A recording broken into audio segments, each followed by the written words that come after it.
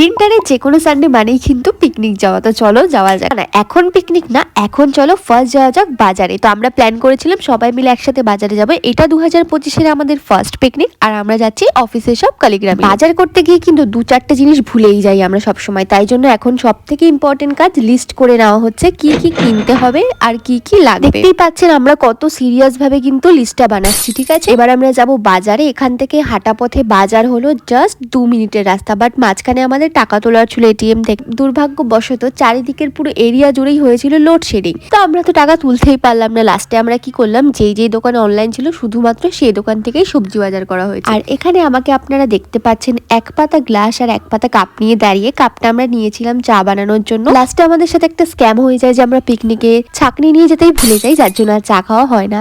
লল। বাজারটা কমপ্লিট করলাম। এক প্লেট পাপড়ি চাট খেয়ে, এটা মহাবিস্তানের ফেমাস চাট, দারুণ ছিল টেস্ট। নেক্সট পার্টের জন্য ডু সাবস্ক্রাইব।